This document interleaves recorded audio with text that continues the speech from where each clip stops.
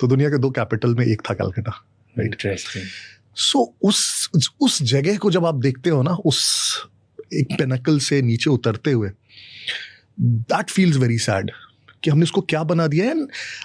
And secondly we are not able ready to accept it.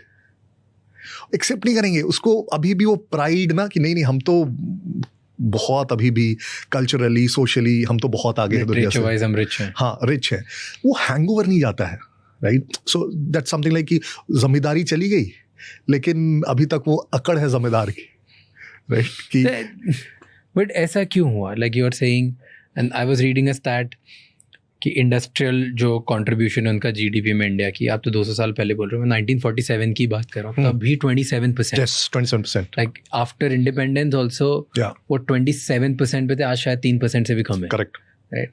तो उनका contribution इतना significant था इवन आफ्टर इंडिपेंडेंस कि व्हाटएवर ब्रिटिशर्स ने आके बहुत सारा तबाही मचाई, अप एंड डाउन कर दिया, फॉरगेट दैट।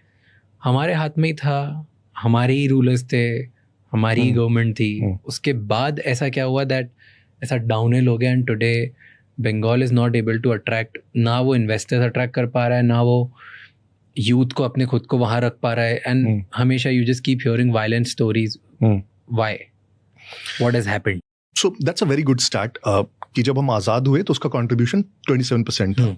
इंटरेस्टिंगली बॉम्बे का 33% था। लेकिन अनदर इंटरेस्टिंग पॉइंट इज कि बॉम्बे में महाराष्ट्र भी आता था, गुजरात भी आता था। तो गुजरात बाद में अलग हुआ जब स्टेट्स रीऑर्गेनाइज हुए, तो गुजरात को आप हटा दीजिए तो Calcutta was the leading industrialized region of India आज़ादी के समय तक। So that's very interesting. कहते हैं कि पूरा जो इंडस्ट्रियल रेवोल्यूशन हुआ यूके का, वो आप देखेंगे, कहते हैं कि उसको फंड किया उन्होंने बंगाल के पैसे से। बंगाल जो ब्रिटिशर्स थे, पहले ईस्ट इंडिया कंपनी जो आई, तो पहले तो वो ट्रेडिंग कंपनी के तौर पर आई थी। 1757 के जो बैटल हुआ, पलासी का युद्ध हुआ, जिसमें उन्होंने हराया सिराजुद्दौला को, और उसके बाद they established themselves as a ruler, so called. फिर 64 में बैटल ऑफ बक्सर हुआ, जिसके बाद उनको वहाँ पे रेवेन्यू राइट्स मिल गए कि वो बंगाल, बिहार, उड़ीसा, इस रीजन को दीवानी कलेक्ट करेंगे, दीवानी बोलते थे, रेवेन्यू, राइट? और मुगल्स ने कह दिया कि अब आप ही कलेक्ट करेंगे, हमें थोड़ा सा हिस्सा दे देना, तो लेजिटिमाइज हो गया। Robert Clive was the governor general 57 में, जब ही actually annexed this. Robert Clive वापस गया उसके बाद यूके 1760 में। वो 3 लाख पाउंड उस समय लेके गया। It made him one of the richest man in Europe. और उसके बाद फिर वो आया एक बार 67 में 70 तक रहा, फिर 4 लाख पाउंड लेके गया। Somebody who was just a governor general of Bengal for 3 years and 4 years, returning with 7 lakh pounds then, it would today be at least $50 million or pounds. तो आप सोचो क्या प्रॉस्पेरिटी रही होगी। Now again, back to 1947.